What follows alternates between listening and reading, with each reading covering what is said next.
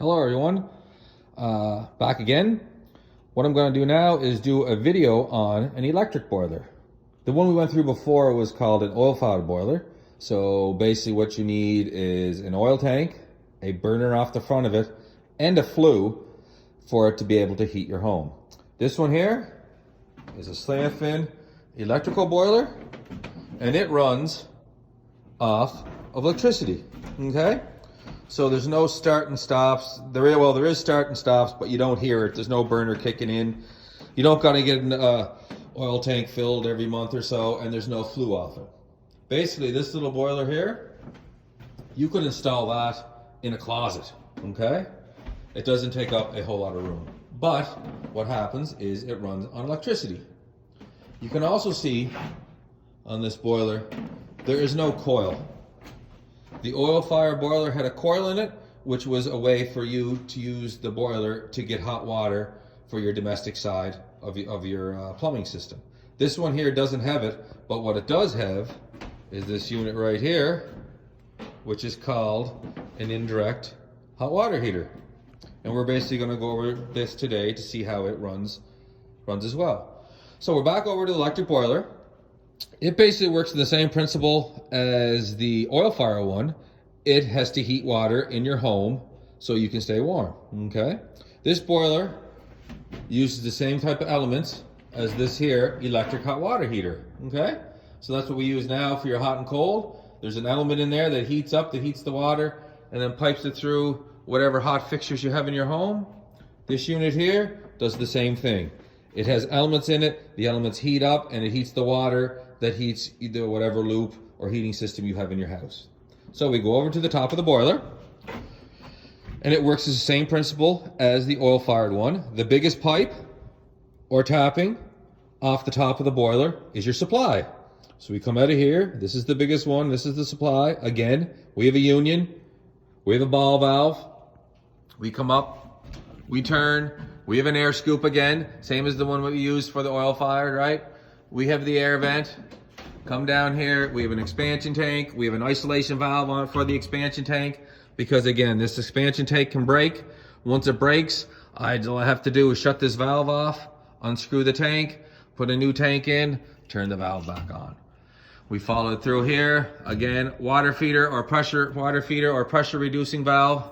It's all the same setup as what we had for the oil-fired boiler, okay?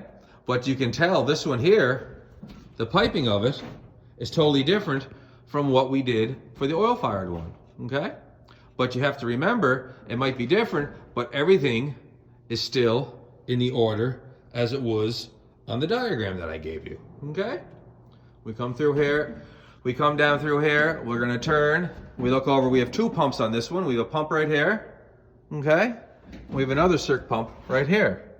This one here goes over, goes down. After the pump, we go down into the copper, okay? Right here.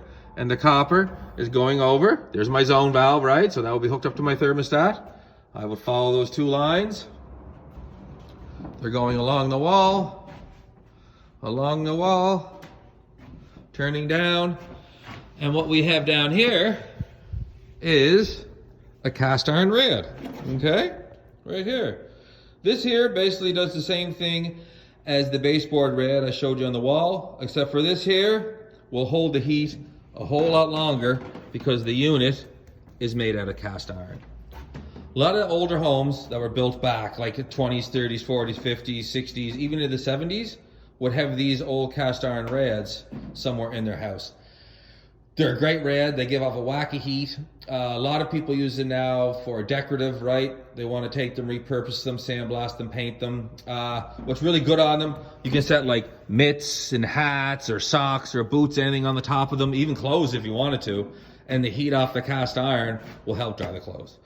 The only downfall in them is they're big, right? They're bulky and they're extremely heavy. That rad right there, you can see it, it would take at least 2 people to haul that rad because it's built out of cast iron, and cast iron is a heavy metal, right? And we see down here, we have black iron fittings coming out of it, and then we have a couple of drains because when we work on this here, we want to be able to get the water out of it.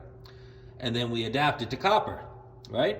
Because all those bushings and stuff, if I did that with copper, it would cost me a whole lot more money. So I reduced them down to black iron. I came up here, all the way across, and you notice this is on the heating system, so the type of solder I could use would be 50-50.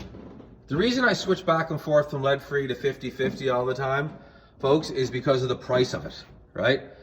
50-50 solder is probably near half the amount that lead-free would be, okay? So if you're doing it all the time, you would switch back and forth, but if, say, I was just going in, there's a pipe leaking and all I had was lead-free solder, I would use lead-free solder right here.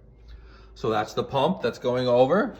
There's my zone valve. So what happened is you would turn your thermostat up, the zone valve would open, it would say, okay, circ pump, I need you to kick in, and then it would go over here and start pulling hot water out of the top of the boiler. So it'll come up through here, up through the boiler, in through the air scoop right here. So if there's any air in my water, it would come out. It would go down here. The pump would be kicking in. It would turn it, come down through here, in through the zone valve, all the way across, down this pipe. Now you got to remember, this pipe, if I go to touch it, it's going to be extremely hot. It's going to be set for whatever my boiler is set for. I would come down here, in through the cast iron rad, back out the rad, and then over, all the way back, down through here, in through my drain, so I can help bleed the system when I'm starting it up, or if I can drain it down if I'm working on it, through this valve, over, and back up to the biggest tapping on the bottom of the boiler, which is the return. So that will be my loop. Again, that will be the series loop. Now when we go up here, we are going to talk about this unit here. This is an indirect hot water heater, okay? So I have a house, I have to have hot water somewhere in it, okay? So what this thing does here, this is going to be a storage tank of hot water for me. So anytime I turn the tap on, it's going to pull water out of this, and this will go to your kitchen sinks, your showers, your vanities, anything you want hot water for. It also has a relief valve on it. You see the relief valve here, and again, it's piped down to the floor. There's certain heights it has to be, certain sizes. Again, that's all in your code book. You guys can look it up now if you want, because you are going to get asked questions on it later. And we're going to go over the way that works. This relief valve is the same kind of relief valve as you would put on this electric hot water heater right here. It's called a T&P. Okay? Temperature and pressure. Right? So it wants to make sure that the temperature doesn't get up to 210 degrees, because if it does, this thing's going to pop open. It's going to spew water all over the floor down here. Or if the pressure in it gets up over, I think this is set for 90 degrees, it'll say, okay, I'm going to pop up and throw more water all over the floor. Okay? If either one of those things happens, it's going to spew water, right? It's telling you something is wrong. If this wasn't on here, then we have a real big problem, because this thing here could go bang, okay? So you always want to make sure you have the proper relief valve on your system, okay? So we go back to the boiler. We come up here. We're going this way. This was the pump for my heating system. This is going to be the pump for my indirect hot water heater. There's a zone valve here. It works basically the same as that cast iron rad. It just means I'm heating up a coil inside this unit for hot water. And then we come down through here, it says boiler in. We come down through here, it says boiler out. So the water's coming down through here, in through the boiler. Basically it heats up kind of the same kind of coil as I showed you for the oil fire boiler. The water goes through it, comes back out through here, back through. We have a drain down here in case I ever have to service it. I want to be able to get the water out. You can also notice I have unions, right? I have unions on this because this unit eventually is going to break. So I come up here, undo this union, throw it away, and put a new indirect in. It comes back through here, back up here. This is my return, over, through here, and again we have a drain for the bottom of the boiler. The water goes back into the return, which is the biggest piping on the bottom of the boiler. And again, it's the same water. It's a closed loop. It's going to turn over and over and over again, right? It's the same water. Now, how we're supplying this, as you can see up here, there's my water feeder. This is the water coming from my pump or my house, or in the mock-up, we're just taking it off a cold water main.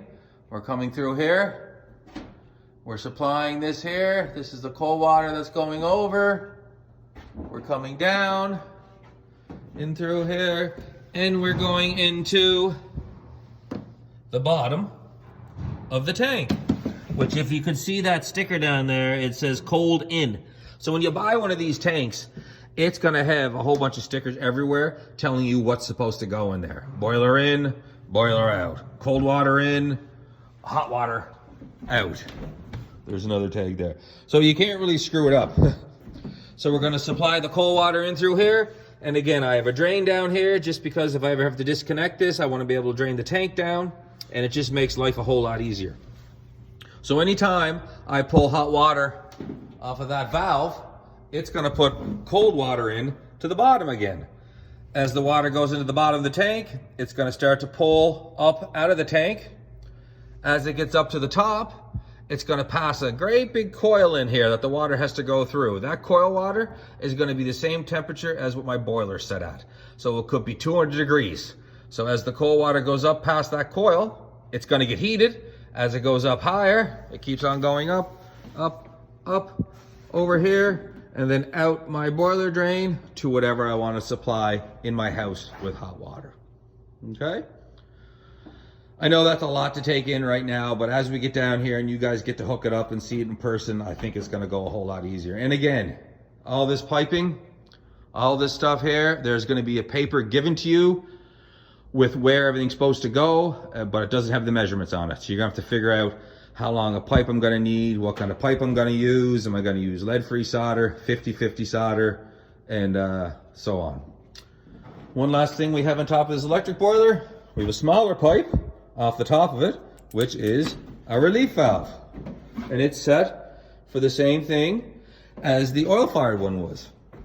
Right? So where this thing says, okay, if there's any more than 30 pounds in here, I'm going to pop up, spew water all over the floor down there telling you something's wrong, okay? If there is, then I got to come into it, start diagnosing things, find out what it could be. Could it be a water feeder? Could it be an expansion tank? Or so on. And again, once we get down here, we're going to go through that more thorough about how everything works, what it's supposed to do, what happens if it does this, how do I fix it, and a little bit of maintenance on the boiler as well.